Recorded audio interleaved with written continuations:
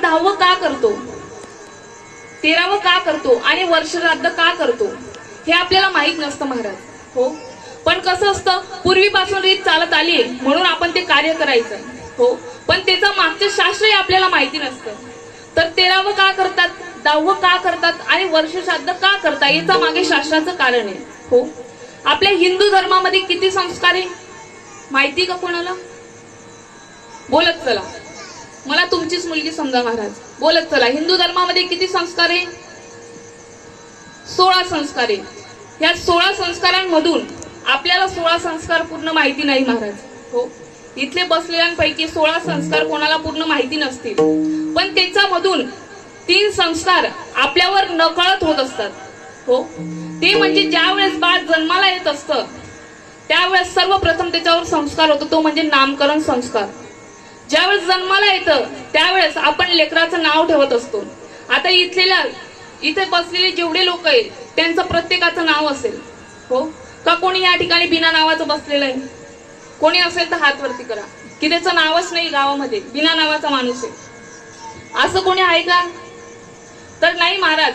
पहिला संस्कार म्हणजे नामकरण संस्कार. हो, मुलगी जर झाली तर आपण तिच्या डाव्या कानामध्ये नाव फुकत असतो आणि मुलगा झाला त्याच्या उजव्या कानात नाव आपण फुकत असतो महाराज. हो, पहिला संस्कार म्हणजे नामकरण संस्कार.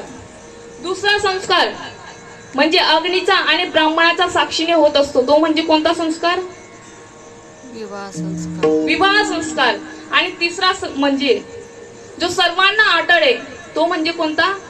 अंतिम संस्कार. हो, हे 3 संस्कार जीवावर होत असतात. आता 16 मधून 3 गेले, किती उरले? बोलत चला, किती उरले? माझं गणित थोडं कच्चं आहे महाराज. 13. आता 16 मधून 3 गेले, उरले किती? 13. म्हणून करावं लागतं 13वं. याला दुसरं शास्त्र कारण आहे. ज्यावेळेस जीव या इहलोकातून या मृत्यू लोकातून गेला म्हणजे वारला, त्यावेळेस आपण त्याला स्मशानात घेऊन जात असतो महाराज. स्मशानात नेलं तिथून आपण एक जीव खडा आणत असतो, त्याला दुसरं नाव आहे विसाव्याचा दगड.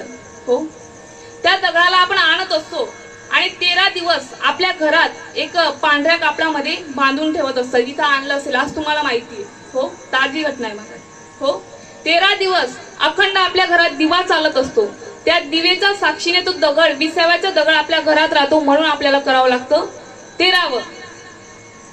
आता 13वं झाल्यानंतर, गंधमुक्त झाल्यानंतर हा जीव या इहलोकातून जे नाती गोती असतात या नाती गोतींमधून मुक्त होत असतो आणि तो कुठं जायला निघत असतो? यम दरबाराकडे जायला निघत असतो. आता यम दरबाराकडे जात असताना सर्वप्रथम त्याला त्या ठिकाणी लागते वैतरणा नदी. आता ती वैतरणा नदी कशी असते? आपली जशी तापी तशी ती नदी नसते महाराज. हो, ती नदीला पार करण्याकरता आपल्याला किती दिवस लागतात? 28 दिवस लागत असतात. आता ज्यावेळेस आपण त्या वैतरणा नदीत जात असतो त्यावेळेस आपल्याला ती नदी पार करण्याकरता 28 दिवस लागत असतात आणि त्या ठिकाणी एक गाय असते, तिचं नाव असतं कामधेनू. आता हा जीवात्मा त्या कामधेनू गायीवर बसत असतो आणि त्या साईडला जात असतो, म्हणजे नदी पार करत असतो. आता बघा, ती कामधेनू गाय त्याच जीवाला आपल्या पाठीवर बसवत असते ज्याने आपल्या जीवनामध्ये एकदा तरी गोदान केलेलं असतं. हो, आणि आयुष्यभरामध्ये जर गोदान केलेलं नसेल तर ज्यावेळेस आपण गंधमुक्त होत असतो त्यावेळेस ब्राह्मणदादा आपल्याला म्हणतात की गोदान करा, सोन्याची करा, चांदीची करा, असं ब्राह्मणदादा आपल्याला म्हणत असतात महाराज. हो, मग ज्याने गोदान केलेलं असतं त्याला तो जीव ती नदी पार करत असते. ती नदी पार करायला किती दिवस लागतात? 28 दिवस. आता 13 + 28 किती झाले? 41. हो, 13 + 28 झाले 41. आता इथून तो जीव ज्यावेळेस वैतरणा नदी पार करत असतो, पार करून ज्यावेळेस त्याला पूर्ण किती दिवस लागतात? ती साधी आपली गोमाई नदी सारखी नसते महाराज की इथून अर्ध्या तासात या काठावरून त्या काठावर जाईल, अशी नाही. तर त्याला पूर्ण क्रॉस करायला किती दिवस लागतात? तर 59 दिवस. पहिले 13 + 28 किती झाले? 41. 41 + 59 किती? 100. आता पुढे ज्यावेळेस हे 100 दिवस पूर्ण झाले, वैतरणा नदी पार झाली आणि हा जीव ज्यावेळेस यम दरबारात जात असतो त्यावेळेस तिथे एक वकील असतो. ज्याप्रमाणे तुमचा आमचा काहीतरी प्रॉब्लेम झाला तर आपण कोर्टात जात असतो महाराज. कोर्टात गेल्यावर इथं हा वकील कसा असतो, काळे कपडे वगैरे घातलेला असतो, तो आपला न्यायनिवाडा करत असतो. त्याचप्रमाणे यम दरबारात गेल्यावर त्या ठिकाणी एक वकील असतो, त्याचं नाव काय असतं, चित्रगुप्त.